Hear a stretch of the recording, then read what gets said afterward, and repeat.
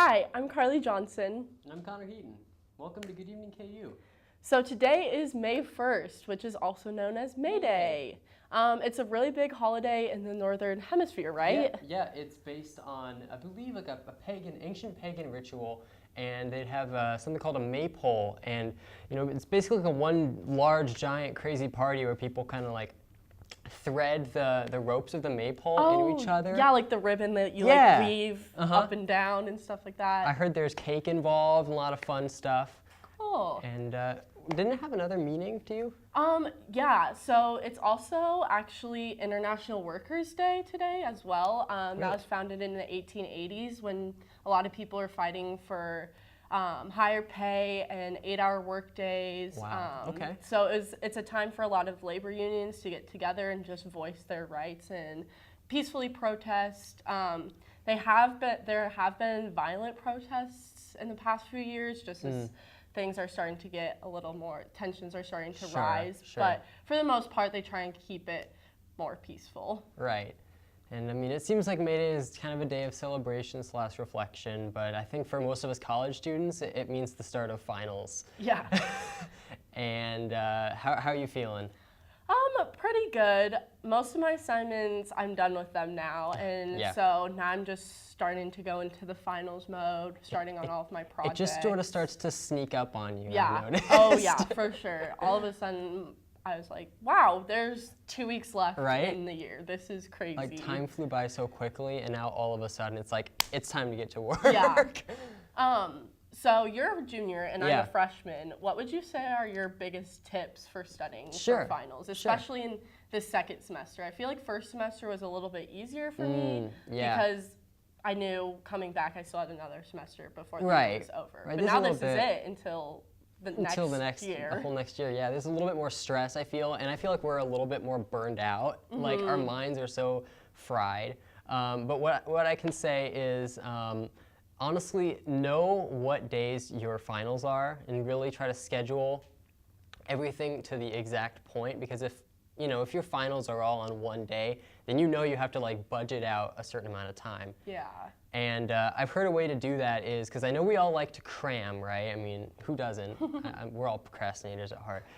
But a good way of kind of getting around that while still getting a lot of information, apparently it's better to block out maybe 3 or 4 big 1-hour sessions as opposed to one massive like 3-hour session. That makes sense. Because I've heard that your memory doesn't work super well after a certain amount of time. You start feeling burned out and you tend to forget the stuff that you learned in the beginning. Yeah, that makes sense. I find myself when I'm working on really big assignments, I go really hard for like the first hour and then I start fading away and I start looking on my phone and getting distracted. So maybe if I commit to 1 hour, then watch an episode of like Friends or The Office and then go back, that would help me study better? Yeah, good to keep yourself kind of regimented and make sure that hour of The Office stays at like an hour of The Office and doesn't turn into a binge session or else you're out of luck. Yeah. Where do you like studying the most, would you say? Honestly, I really like Anschu's library. There's so many computers and there's so many different floors, and if you want something that's really quiet, go down to like the 2nd floor. But if you want more computers, go to the 3rd. It's like pretty much something for everybody. There's even like a little like separate area for just like group work. So I mean, whatever sort of condition you're studying in, it's perfect. Cool. And I also saw KU does a really good job with having a lot of resources on finals week and stop week. Like one of my friends sent me a picture saying that Watson and Anschutz Library, they're going to have like all these therapy dogs and giving free massages from Watkins and stuff on stop week and finals week. Yeah, so that's really nice that they know how hard finals can be for people and they want to make it as easy as possible. Yeah, like I'm probably going to most definitely cuddle up with some therapy dogs. Yeah, me too. It's like, before you know it, finals is going to be there, we're going to all deal with it, but then it's going to be over and we'll be in summer and it'll be nice and peaceful again. I know, I'm already starting to think about what I'm going to do this summer. I'm excited. Oh man, just got to get through those 2 last weeks. But anything can happen. Yeah. Well, I think that's all we have for today. Yeah. But for all you KU students out there, good luck on Best this of luck, last everybody. 2 weeks, and we wish you all the best. See ya. In 2018, 22 billion water bottles ended up in a landfill. A smart way to prevent waste is by using a reusable water bottle. A reusable water bottle is an easy way to have water without using plastic. A reusable water bottle is an alternative with many benefits. Some benefits include saving money, durability, and helping the environment. Staying hydrated is important, so you might as well save the environment and your pocket while doing so. Hi everyone, welcome back. I'm Molly Whisker and I'm interviewing Devan Burris today, and she's going to talk a little bit about her experience with school, and she's a senior this year, and then she's going to also talk about her executive producer position. Yeah, so I'm a senior here in the J School News and Info track. I have been doing broadcasts for 4 years since I was a freshman here. I started off at Media Crossroads and Good Morning KU, and I've been mostly producing. I did some talent stuff. I actually had a show at Media Crossroads called Level Up, which is about video games. Okay, I heard about that. Yeah. And so I've had a lot of fun here, and I've gotten to do a lot of really interesting things, and I've actually had 3 internships over my time here. So my first internship was an internship abroad after my sophomore year, and that was in Ireland. It was Dublin, Ireland, and I was working for a radio production company. And then last summer, so summer after my junior year, I got to go to New York City and do an internship there, and I worked for CNBC, which is the business arm of NBC News, which is really exciting. And then this year, for one of my classes, I got to work at KSNT in Topeka. So, I mean, the J School has given me a lot of really awesome opportunities to explore the world and see new things and work at places that a lot of people don't get to work at. So, being a senior now, I get the pleasure of still working as a producer here at KU. I work down the hill at KUJH. I'm the executive producer, so I'm there Monday, Wednesday, Friday, and news all the time. But I basically oversee the producers down there, and I make sure that our content and our quality is consistent, and that people are helped out where they need help out, whether that's in video or writing. It's been a good year being executive producer, and I'm glad I get to pass kind of on my knowledge and my skills that I've learned down to the next generation. Awesome. So you mentioned your internships. So how long was your time like in Ireland or in New York, and how could our students be able to get those opportunities? Yeah, so both of them were summer long, so I left right after school ended, and then I got back right at the beginning of the school year. Awesome. I would definitely recommend studying abroad if you have the opportunity, if you have the means to do that. I interned through a company called USA, which is offered here through the University of Kansas, and they hook you up with an internship. They connect you with people to, I guess, get you and your resume to people that are hiring in those countries, whatever country you choose. So it's a really good way to get an internship if you don't have any previous experience in internships and you're kind of still looking around. And if you don't know what you need to do, what you want to do, or really the next step that you need to take, it's a really good opportunity to kind of have somebody lay out that groundwork for you. Awesome. And then New York, I actually leaned into my networking connections a little bit with that. Your professors are very awesome networking, your networking resources for you. I was applying to a couple different internships. I was applying to local stuff, stuff in New York, stuff on the West Coast, all over the place. And I ended up talking to one of my professors, and he said, hey, I have a friend that works at CNBC, and they have a really awesome internship program. Cool. And he got me in contact with that person.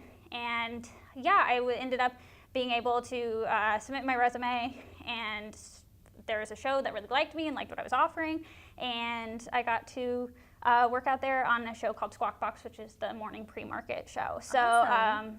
Definitely new. I'd never worked in business news before, but definitely, use the resources that you're offered here on campus. So study abroad office. There's a jobs and internships office in the J School. Awesome. Go talk to them. There's a lot of opportunity, and your professors know people and they have connections. So if you need an internship or you want an internship, that's definitely a great place to start looking. Cool. So I guess for our underclassmen, our host just mentioned like finals tips. Like, do you have any tips in preparation for the end of the year, or just, getting close to graduating? Right. Yeah. What would you like to add? Oh gosh. I feel like just budgeting your time. I know they already said that, but budgeting your time is really important. Getting stuff done ahead of time, and kind of if you need to it's one thing to say you're going to schedule yourself out, but like physically write it down on your calendar. Be like, hey, I have a paper to write, and it's a 10-page paper. So I'm going to get 3 pages done this day, 3 pages done the next day. That's a really good thing to do. Going into the school year, something that I actually learned from Carrie Benson, who we all know and love, that your professors can see if you read the syllabus, actually. Okay. Like if you go on Blackboard and you open up the syllabus, your professors can see that. So it's definitely good brownie points with your professors at the beginning of the semester. If you're like, yeah, I read the syllabus, can't you see like on Blackboard? So yeah, read the syllabus. I mean, you should read the syllabus anyway, it's super helpful. But just going into your next couple semesters, that like definitely gives you big props with professors because they see, oh, this person actually cares about the class. They're reading the syllabus, they're taking the time to look at things ahead of time. So yeah, just be prepared. That's my best advice. Awesome, well thank you so much for coming on. Really enjoyed having you and hearing about your experience, and I wish you the best luck after school, graduating. Thank you. And all right, well, we'll be back with the news. Thank you, guys.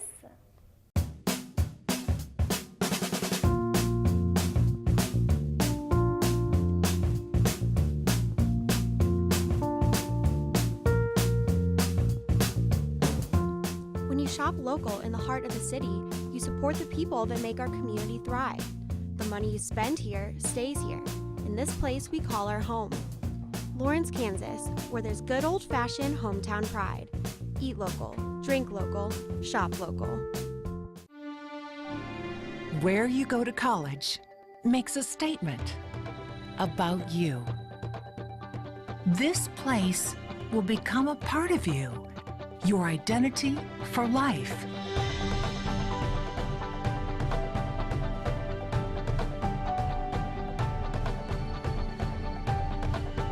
The University of Kansas, a great place to be you. Welcome back. I'm Kylan Parisian. And I'm Gabe Johnson, and here is your Good Evening KU news update. Last weekend, 2 Washburn University football players were shot while attending an off-campus house party, resulting in death for one and injury to another. The players were at the wrong place at the wrong time. The shooting resulted in the death of defensive back Dwayne Simmons and injury of cornerback Corey Ballantyne, who was drafted to the Giants in the 6th round on Saturday. Ballantyne's injuries weren't considered life-threatening, and he is expected to make a full recovery. Liberty J. Morgan was arrested on a warrant and held on a $35,000 bond. The 23-year-old was charged with aggravated robbery, and criminal threat, all felonies. He was also charged with assault, 2 counts of battery, and misdemeanors. Friday, the Lawrence Journal-World announced that the Kansas State High School Activities Association Board voted to add girls wrestling to its competitions. Bill Faflick, the association's executive director, says that the first girls state wrestling tournament will be held in Salina at the end of February in 2020. This decision hopes to bring more participation to high school wrestling across the state of Kansas. Tuesday, a 16-year-old boy was arrested in connection with the stabbing and death of his grandmother. The grandmother, Deborah Bretthauer, was found dead in her home. The stabbing occurred around 11:50 p.m. Monday in the Northwinds apartments on George Court. Neighbors said they did not hear any kind of commotion but figured something was wrong when the police arrived. There have been no formal charges yet. NASA Administrator Jim Bridenstine warned that meteors are a threat to the planet this week. He discussed that the meteor that exploded over Russia in 2013. He said that the meteor exploded 18 miles above the surface. It had 30 times the energy of the bomb at Hiroshima, damaging buildings in 6 cities. Bridenstine says that NASA's modeling shows similar events will happen once every 60 years. The NFL just announced that Kansas City Chiefs wide receiver Tyreek Hill will not be disciplined after the release of audio tapes where Hill threatened to harm his wife and child. The audio tapes were released after the initial allegation that Hill had broken his son's arm. Earlier in the month, the police were called to Hill's home after his fiancée had passed out and the child was presumed to be in danger and was placed into custody of a third party. Hill is currently suspended from the Chiefs organization as they look into the case. And that was your Good Evening KU's update. Stay tuned, we'll be back with the weather.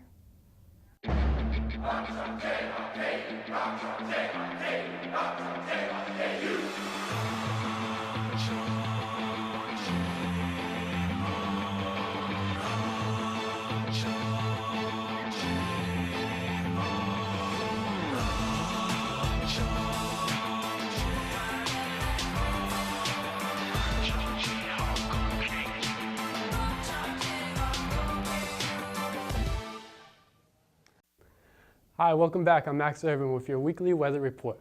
So, as you can see, past few days we've had a couple storms, and you might have been woken up by a couple thunderstorms, and unfortunately it looks like next week that won't be changing. But for these couple next days, today it's been pretty nice weather and a little bit cloudy, small chance of storms, but unlikely.